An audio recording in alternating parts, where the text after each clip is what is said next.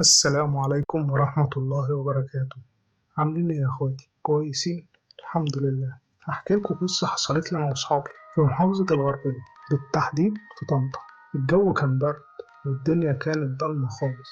كان يوم جمعة، انا واصحابي يوسف وعمر وعلاء قررنا نروح بيت مهجور في منطقة بعيدة شوية عن البلد اللي احنا فيها. كنا سمعنا عن البيت ده حكايات كتير، ناس بتقول انه مسكون وناس تانية بتقول اللي بيدخل عمره ما بيخرج.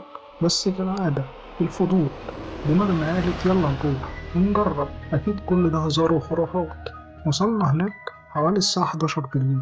البيت شكله كان كئيب جدا، أبواب مكسورة والشبابيك مش موجودة، والمبنى نفسه باين عليه الزمن عمل معاه السليمة.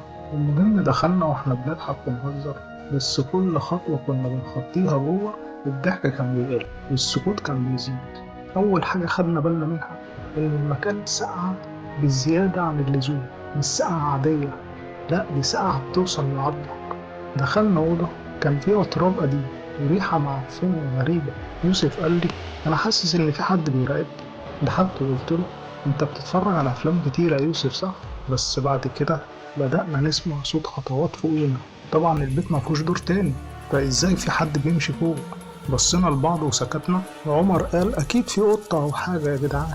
حاولنا نصدق، بس الخطوات فضلت تتكرر وكل مرة بتزيد. كبرنا دماغنا ودخلنا الأوضة التانية. في الأوضة التانية لقينا صورة قديمة متعلقة على الحيطة، فيها عيلة شكلها من زمن قديم، كانت أبيض وأسود. بس في حاجة غلط في الصورة، في وش واحد فيهم مش باين، ملامحه مش باينة خالص، كأنه متشوه أو ممسوح. والأغرب إن الصورة بعدها اختفت مرة واحدة. بقينا نبص حوالينا، راحت فين الصورة؟ مش موجودة، ملهاش أي أثر في الأوضة. وفجأة الباب اللي ورانا اتقفل كأن حد رزعه. قلنا يمكن الهوا، عشان الهوا كان جامد ساعتها.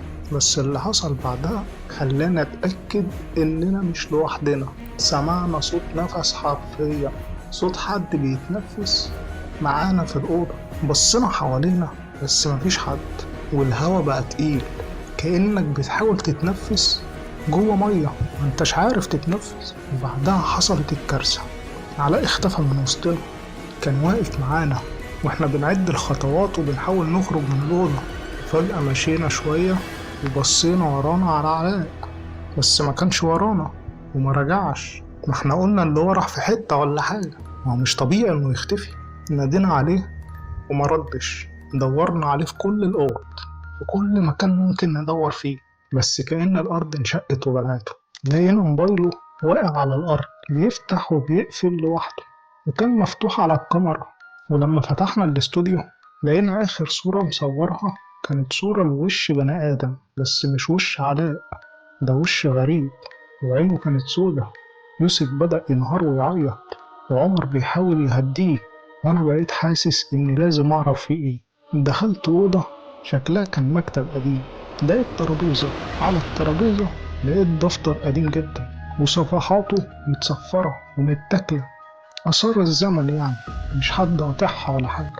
لقيت كلام مش مفهوم كأنها طلاسم وتعاويذ. لكن في صفحة كانت مكتوبة بالعربي وكان مكتوب فيها البيت ده مش مهجور، هو صاحي وبياكل أرواح اللي بيدخلوه واحد واحد، ولو خرجت عمرك ما هتبقى زي ما كنت في الأول. أنا حرفيا قريت الجملة دي وقلبي وقع في رجلي.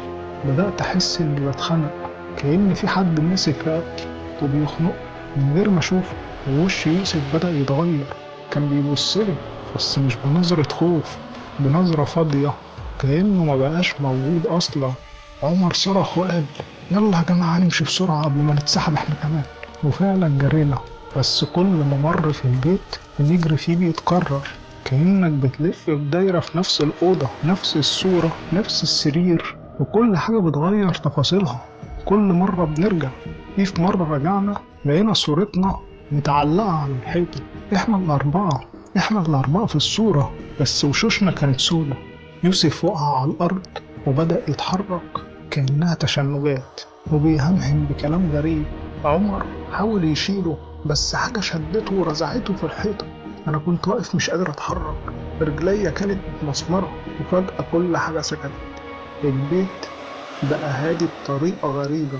يوسف اختفى وعمر اختفى، حتى صوت الهوا سكت. لقيت نفسي واقف لوحدي في نص الأوضة ووشي على مراية كبيرة. بصيت على انعكاسي في المراية، بس مش أنا ده، مش أنا اللي في المراية. كان في حد تاني بيبصلي وبيضحك. ومن ساعتها معرفتش أخرج. حتى وأنا بكلمك دلوقتي أنا مش متأكد هل أنا فعلا خرجت ولا جسمي بس اللي خرج وروحي لسه هناك. المكان حواليا اتغير، والشارع اللي كنت ساكن فيه شكله كمان اتغير. كأني قضيت سنين في قلب البيت ده، مش هو الشارع. أنا حاسس إنه اتغير. حتى الناس بقت بتبصلي بطريقة غريبة، كأنهم شايفين حاجة أنا مش شايفها. مش شايفين أنا مثلا وشايفين حد تاني. وبقيت كل يوم أصحى على نفس الكابوس. بس الكارثة إني مبقتش عارف هو كابوس ولا دي بقت حياتي فعلا. ولو انت سمعت القصة كلها فخلي بالك البيت ده لسه موجود ولسه بيختار ضحيته. وانت دلوقتي عرفت القصة. لو اختفى حد من حواليك قريب منك يبقى افتكرني. ولو انت وصلت لحد هنا يبقى خد قلبي قليل عليك. وما تنساش تقولي رأيك ايه في القصة في كومنت، عشان رأيك يهمني جدا جدا. واشترك في القناة عشان يوصلك كل جديد أول بأول. كان معكم محمد من قناة عالم مخفي، والسلام عليكم ورحمة الله وبركاته. Mas só que a profissão das minas é abusadão.